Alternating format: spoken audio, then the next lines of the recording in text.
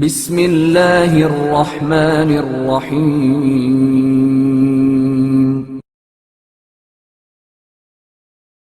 آب توبہ سے غسل۔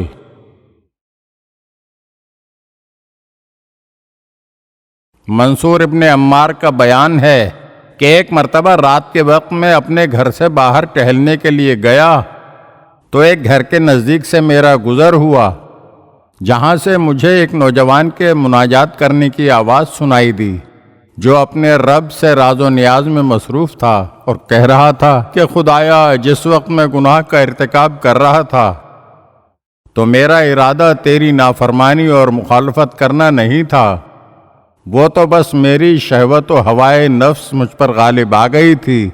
شیطان نے مجھے دھوکہ دیا تو پھر میں نے اپنے آپ پر ظلم و ستم کیا اور خود کو تیرے غیظ و غضب میں گرفتار پایا۔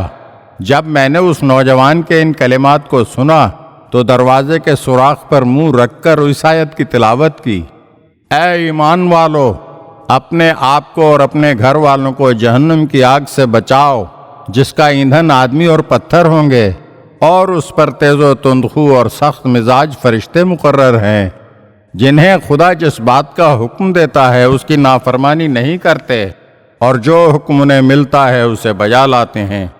جب جوان نے اس آیت کو سنا تو وہ جوان بلند آواز سے گریہ کرنے لگا۔ پھر میں وہاں سے چلا گیا۔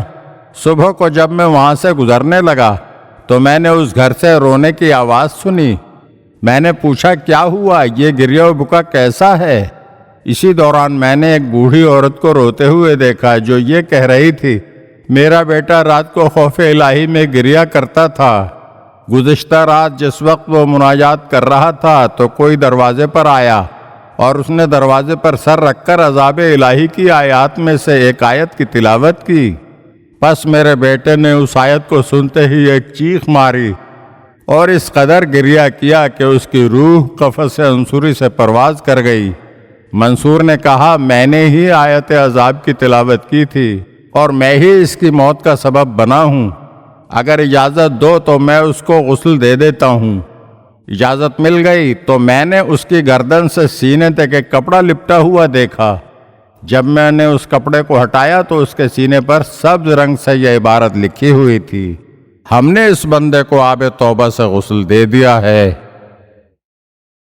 اگر آپ ہمارے چینل کی نئی ویڈیوز دیکھنا چاہتے ہیں تو ہمارے چینل کو سبسکرائب کریں اور گھنٹی کے بٹن کو دبائیے تاکہ ہر آنے والی ویڈیو آپ کو جلد موصول ہو سکے۔ اور ہاں، لائک اور شیئر ضرور کیجیے اور اپنے قیمتی کمنٹ سے ہمیں آگاہ کیجیے۔